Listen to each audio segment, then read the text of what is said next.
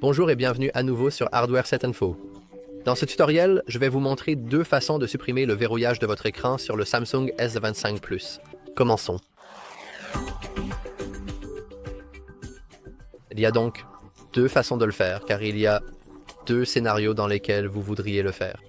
Tout d'abord, c'est le scénario dans lequel vous connaissez votre mot de passe. Pour moi, c'est ce petit L ici.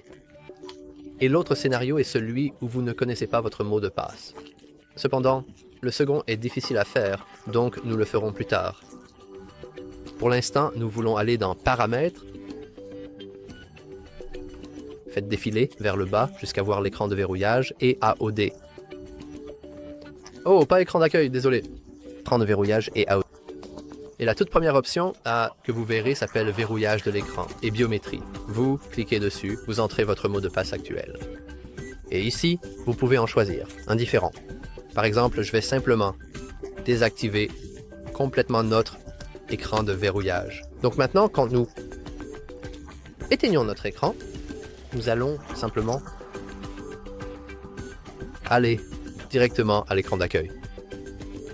Mais prenons un nouveau mot de passe.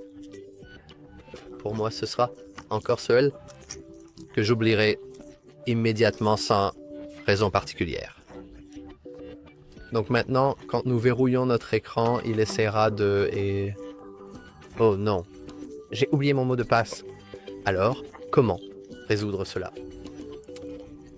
La méthode ici est simplement de restaurer, redémarrer tout votre téléphone en faisant une réinitialisation d'usine, et cela, eh bien, tout supprimer, et partout, je veux dire tout, y compris votre mot de passe, mais aussi tout le reste que vous avez sur votre téléphone.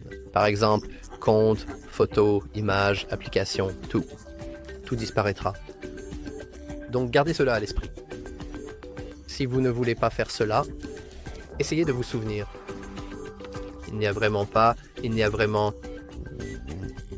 d'autre option.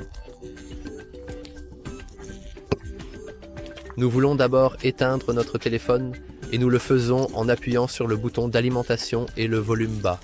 Cependant, nous pouvons le faire de cette manière car si nous essayons maintenant d'éteindre simplement en cliquant sur éteindre, le téléphone nous demandera le mot de passe. Et, eh bien, je ne me souviens pas de mon mot de passe et vous non plus puisque vous regardez toujours.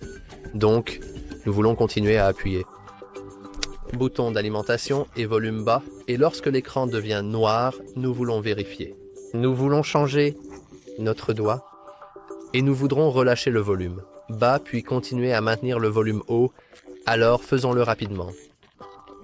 Nous continuons simplement à appuyer volume bas et alimentation. L'écran devient noir, et ici nous changeons pour continuer à maintenir le bouton d'alimentation et le volume haut. Maintenant, cela prendra un certain temps, mais après quelques secondes, minutes, c'est vraiment essentiellement aléatoire. Pour moi, c'est généralement 1 minute. Mais après l'apparition du logo Samsung, nous voulons relâcher le bouton d'alimentation tout en continuant à maintenir le bouton de volume haut. Comme je l'ai dit, cela prendra un certain temps. Aussi, gardez à l'esprit que cette technique vous obligera à vous connecter à votre compte Google après avoir effectué la réinitialisation d'usine. Si vous ne vous souvenez pas du mot de passe de votre compte Google, eh bien, tout d'abord, vous êtes un imbécile.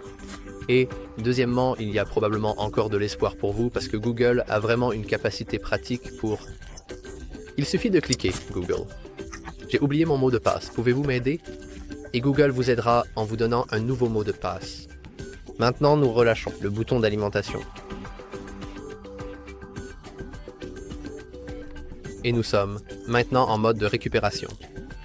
Alors, nous naviguons à travers le mode de récupération. Oh, en fait, je ne pense pas avoir dit ça.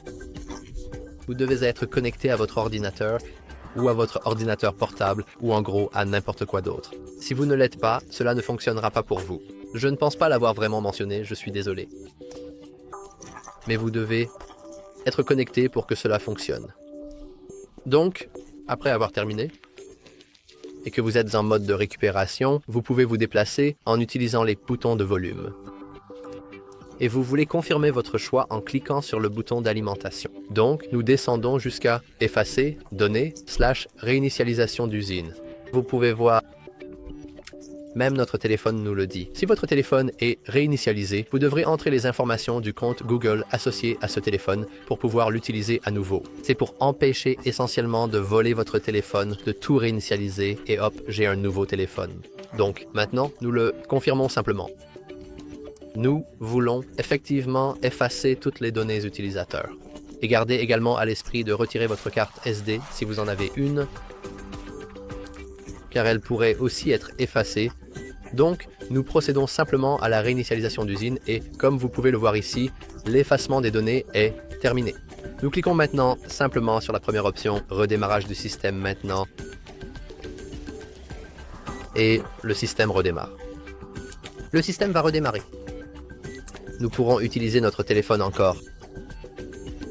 Mais juste avant cela, nous devrons nous connecter à notre compte Google. Donc, c'est tout pour cette vidéo.